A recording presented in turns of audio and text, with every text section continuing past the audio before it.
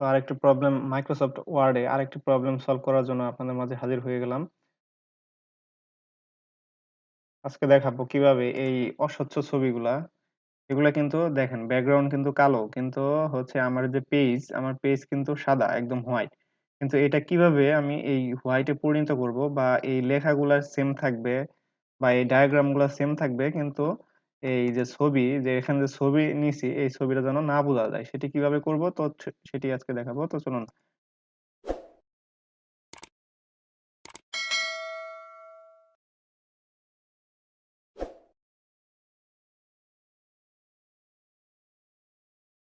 ফার্স্টে আপনাকে এখানে ক্লিক করবেন, একটা ছবিতে ক্লিক করবেন। একটা ছবিতে ক্লিক করার পরে এই ছবিতে ক্লিক করার পরে দেখেন এখানে যে অপশনটা আছে এই যে অপশন এইখানে যে অপশনটা আছে কন্ট্রাস্ট যে অপশনটা আছে এই অপশনটাই আস্তে আস্তে ক্লিক করবেন, একটা একটা ক্লিক করবেন। ক্লিক করার পরে দেখেন এটা কিন্তু একদম হোয়াইট হয়ে যাচ্ছে।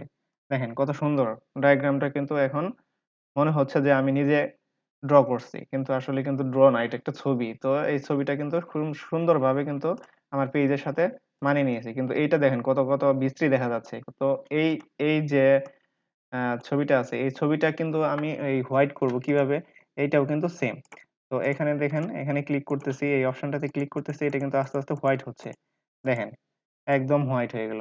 কত সুন্দর, কত সুন্দরভাবে হোয়াইট হয়ে গেল। আর যদি ছবি যদি লেখাগুলা যদি কারেকশন করতে চান তাহলে এই নিচের যে অপশন ২ টা আছে এই অপশন ২ টার মাধ্যমে আপনারা কালার কারেকশন করতে পারবেন। তো ধন্যবাদ। আল্লাহ হাফেজ। সবাই ভালো থাকবেন।